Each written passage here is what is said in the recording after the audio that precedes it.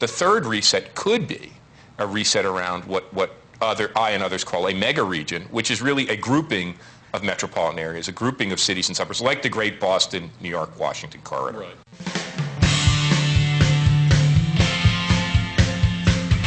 Hi, I'm Nick Gillespie for ReasonTV. Today we're talking with Richard Florida, author most recently of The Great Reset, How New Ways of Living and Working Drive Post-Crash Prosperity. Richard, thanks for coming. Oh man, it's great to be here. You say that we're in the midst of a third Great Reset. The first was the Long Depression of the 1870s. The second was the Great Depression of the 1930s. The first reset gave rise to kind of centralized cities. The Great Depression, or the second reset, gave rise to suburbia. What's the third reset, and what is it giving rise to? What was interesting for me in having some time to look back at the history of periods of crisis and transformation is really that, you know, we call them depressions and recessions. We focus on the hardship and the despair, and we tend to think of these periods where government comes in and transforms the economy, at least in our modern memory. And that may or may not play a role. We can talk more about that. But what I found is two things really matter. One, which Joseph Schumpeter pointed out a long time ago, these are periods of tremendous creative destruction, but not just of individual innovations. And I track the history looking at great studies. They're systems of innovation that cluster and come together.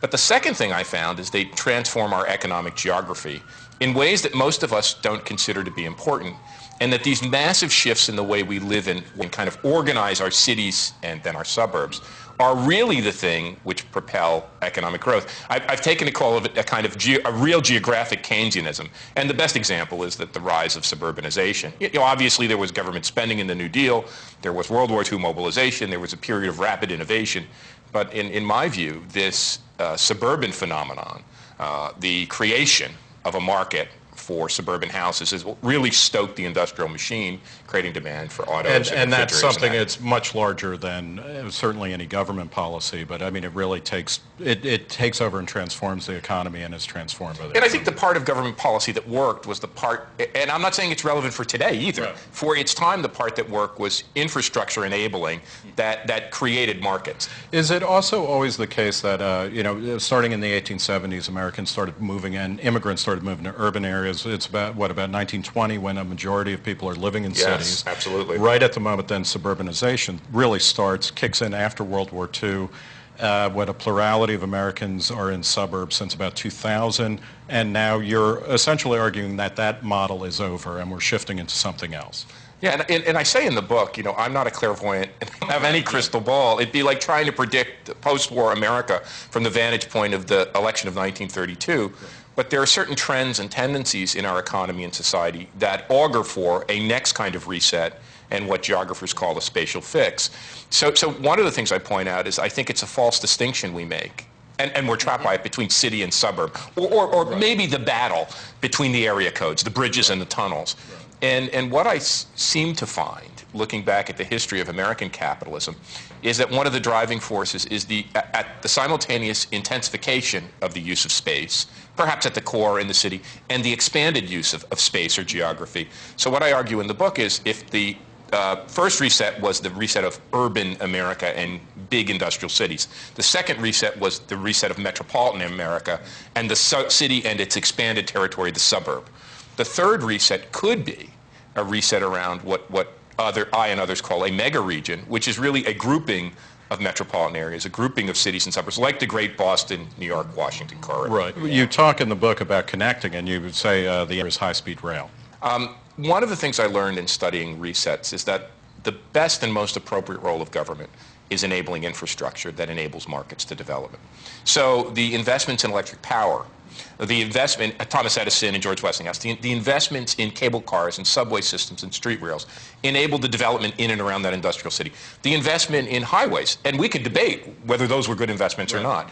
The interstate highway system enabled suburbia. Talk about high-speed rail, because this is on the table. It's part of an Obama administration initiative to keep up with China, was one of the arguments that he made. But high-speed rail, there's only about 2 lines in the world that have repaid their capital costs, all operate at heavy subsidies.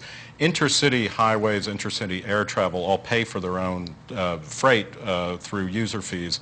Why wouldn't we just build more roads or more toll roads or revamp the air travel system? First of all, Absolutely. I say this in the book, price the damn roads. Right. I mean, to give away that valuable space when people pay for everything else. So one thing we have to do is ease congestion and speed. I talk about this in the book, the velocity of moving people, goods, and ideas. But it seems to me the only way we can actively stretch the boundaries of our urban space is by achieving a faster kind of rail travel. And so my hunch is that kind of subsidy makes sense. I agree with you. I'm not sure it will pay for itself. And Ed Glazer and others have done nice cost-benefit analysis. But my hunch is most of which come out, I mean, and I don't want to say just because I agree with them, but the more serious ones that really do full accounting is that it's going to be like Amtrak, where the average fare is subsidized $50 a ticket or something like that. And you would hope, one would hope that that level of subsidy would encourage development and the increase of density along the corridor that would increase productivity and pay for itself. But I do think we're looking at a subsidy. My own hunch is if we're going to help cities like Cleveland or Buffalo or St. Louis, I say this in the book, it's probably the best helping hand we can give them to connect them to Chicago. But I agree with you, Nick, and I've been criticized for this. I do think it means connecting them to bigger hub cities, which are going to be the employment options. And you and I were talking about this. You were saying in some of these cities, the best option is to work elsewhere. And people take me to task for this, but I think this is true. I think that that will enable people in Pittsburgh or Detroit to connect to bigger employment centers and make them, in effect, suburbs. I do think that what happened in the Northeast Corridor is instructive. You know, when we were growing up in New Jersey, they were suburbs of New York. I really do believe that Washington, D.C., and its renaissance is not just a legacy of federal spending and all of this and that, but it has become more integrated into this large megalopolis. Well, and there's no question, I mean, during the post-war year, certainly the 60s, 70s, 80s, the corporate headquarters moved into New Jersey, they moved to Connecticut, Westchester, in a way that they hadn't been before. Yeah. So, I mean, there was a kind of bleeding out. You talk about the housing bubble, you know, and everybody recognizes that that was at the center of the current financial crisis, which is part and parcel of this great reset. The government's been trying to jack up home ownership rates since at least the Hoover administration. What went wrong, and why is home ownership, by your lights, not such a great idea?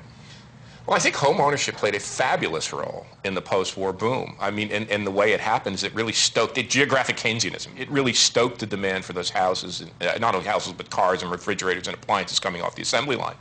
What I think happened is, as we were growing this new knowledge-based and creative and idea-driven economy, we're doing a pretty darn good job of growing it up until the bubble popped.